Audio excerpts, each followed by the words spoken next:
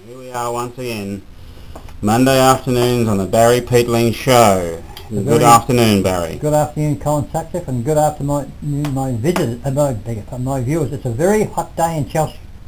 It's not so much hot temperature. Well, it's warm. Humid and feels very sweaty. We're getting a delayed summer. February's the hottest month of the year. Well, it's nearly over now. It's still February's summer, over. so we get delayed summer. It'll be in March. Yeah, it's still a good place to live. Best place to live in the world, mate. Best place. In the world. Maybe Parkdale Really good as the Philippines. Maybe as Parkdale is, but we'll get to that a bit later. Oh, yes. What do you got for us before we get into all the news of the day and etc.? What's happening Just here? a bit of Shepparton news from way back. Well, it was on top of the ward in the Goulburn Valley League in '67. I think I just kicked 6 goals that day, that weekend, and went to the leaders' book. I was out there on top of the award. I finished second, I think, in the end of the season. And there's a goal kicker now. Well, I'm probably third or fourth in goal kicker now. Fourth, yeah. And there's a little thing, you can read that out to the viewers out there. That was when I was playing Shepparton. Leading goal kicker, they can read it themselves, but Barry Peatling showed real class when he brought up the Swans 15 goals. Who's this for, Swans? Shepparton. Lemnos. Ball was thrown at the boundary line in front of the timekeeper box, and Peatling had to bullet his way past an opponent as the ball came from the ruck duel. He gained possession and immediately put the boot to the ball to the boot. I can't read the line there, and sent the perfect pass to the full forward Len Cummings, who was the beacher for on the goal kicking for the year. And the former repugnant rower did not let it stop at this. He kept moving into the forward zone, creating a loose man and marked pass from Cummings and goal. And goal, player of the year that was. Player of the year. That wasn't player of the year, but it was a very good... player of the day. To get that little write-up back in them days, was not too many fellas got write-ups like that, Colin. And this is when you moved on to, what's it, Maripna or no? Lemnos. Lemnos, which is a Shepparton team? In Shepparton town. Shepparton team. I think I finished second on the goal. At the end of the season, I think I finished second on the goal kicking ladder that year, which is about 50-something. That's about 4 games to go, I think, but... Well, Fredo McMahon, he was another rover too. Fredo McMahon, the old... But that was one of my best seasons up there. I had 2 seasons there, and I think I finished second the best and fairest for the local. But I wasn't a bad sort of write-up. Good old Bazza boy. Barry Peatling Heads Awards. This is 1967. Yep. And that was your big decade, wasn't it, the 60s? Can't beat it. We'll never ever die at the 60s. 60s, they say if you remember it, you weren't there. That's right. Yeah. Yeah, because everybody was on the old Bob Oak. Dope. Okay, well, let's get on to a different subject, and that's you wanted to do, and that's the headline of this, is your tribute to Anthony Lewis. It's about time someone done something, Colin. We've got a little bit of a headline. This was in the paper, February the 20th, so just in the last week. That was a pretty ordinary headline for a superstar. I mean, well, you took umbrage at the word stalwart. I certainly did 2 minutes ago. I was talking to you. There's plenty of other words to describe that fellow than a stalwart. He's a star, champion, so stalwart great player. Stalwart sort of says regular, good. Very ordinary comment that. Stick around, but stick around there. But Simon McAvoy, he's what, Fatso? Yes. That's him. He wrote that. He rang up Louis. That's your official name for him. It's Simon Fatso McAvoy. He's one game last season. Louis had about 43 possessions, about 4 goals. Never got a mention. Okay. So that's how much Simon McAvoy knows all about football. So he's joined Parkdale along with some other greats from Chelsea. Mitch Grant, Sammy Redford, Lachlan Oakley. They're going to be. I might even watch a couple of them games this year. And because they've won back-to-back premierships, they've been upgraded to the Premier B division, which is one below Chelsea. Yeah. So he should star in that. If he told me last night his shoulder was pretty good, but he's going to be rested for the first practice game. But he'll kill him there. He'll brain him. Yeah, he's going to go really well. But he told me the standard. I mean, Taylor Irish has gone down. Another Chelsea fellow has gone down the park. I was a fitness instructor. He said, Barry said the standard down is about too low down. He's got Mitch Grant, Lachlan Oakley, Tim Scott Brannigan. Yeah, Tim Scott Brannigan used to coach Chelsea. He's a runner. He's the runner down there. So it's a very Chelsea flavour down there. It is. It's probably half the side. Half the side, and they've all ran away from Chelsea because there's issues. Well, whatever. But, some issues there. Well, let's reminisce a little. What was your impression when you saw him train many years ago? Well, he come down there in 2001. I think it was about 2 or 3 weeks before the season started, and he run around the ground. I said, who's this? I said to Graham Stewart, who's How this? old was he? 18. Mm. I said to Graham Stewart, who used to be the president up till last year, and he said, oh, he's come on with a fellow called Dougie someone. I said, oh, yes. I was watching him train. I said, this fella's, he's unreal. Mm. Of course, then he gets in the side, and from then on he was probably the best wingman in the MPL the last 12 seasons. Mm. So how many best and fairest did he win? Well, he won about 3, but he should have won about 6. Mm. He's run us up a couple of times, but and he won 2 best and fairest in the competition. Mm. What, in the whole comp? Yeah, I think it might have been, and he was runners up a couple of times too in the competition too. He's polled the most votes. I think I said that a couple of years ago. He's polled the most votes of any player the last 15 years in the MPL. Mm. But he, Here we go.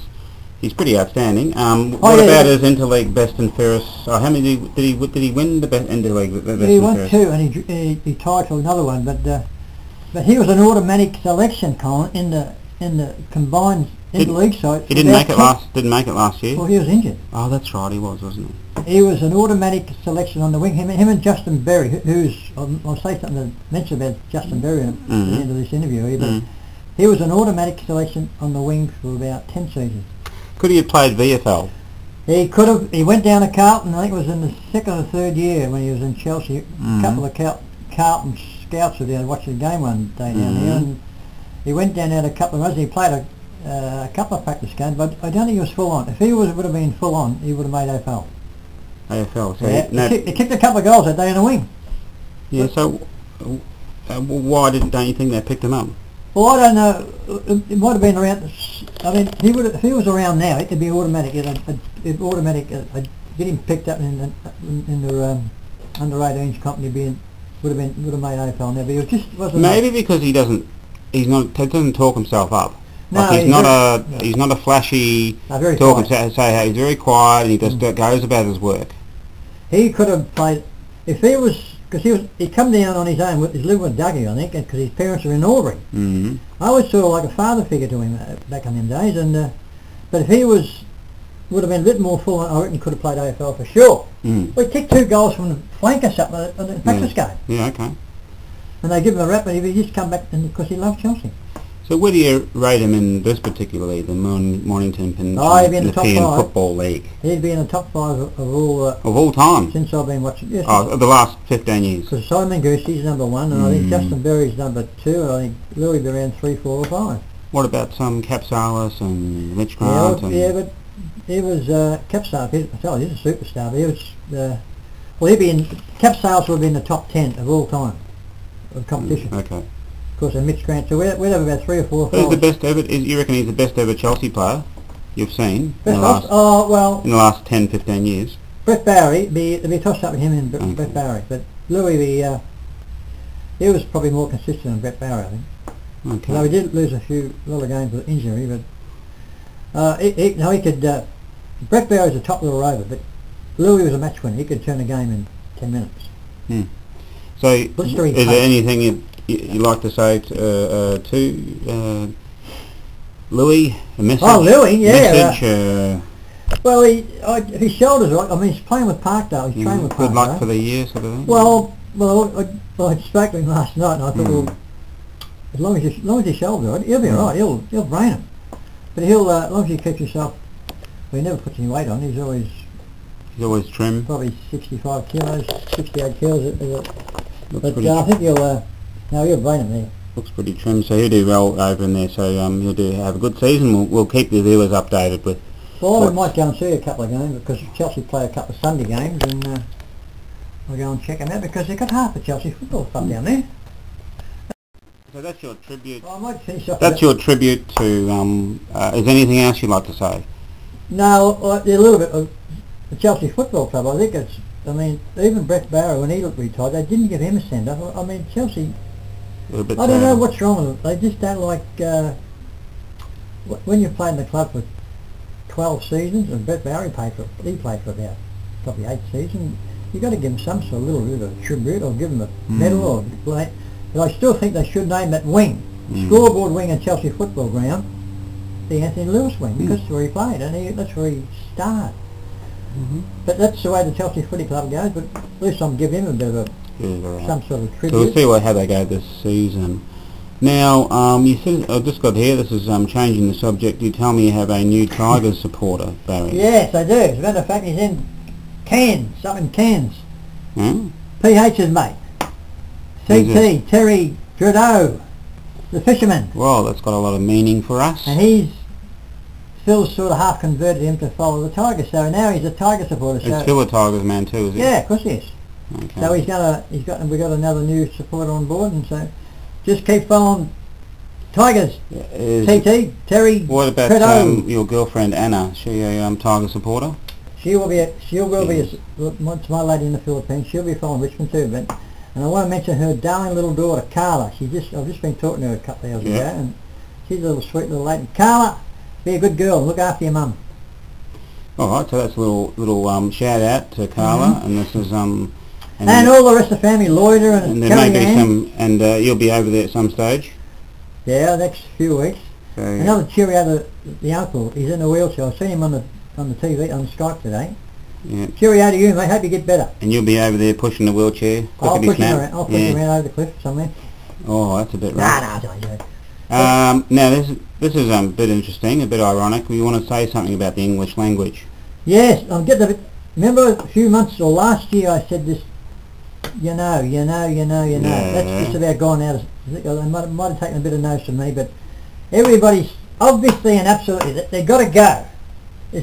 Get rid of that word for God's sake. Everybody on the TV, the radio. They're very American. It starts off. The conversation will start off, Colin. Obviously. Mm. Now, how can you start a conversation with? So use broadcasters, SEN and whatever on the TV.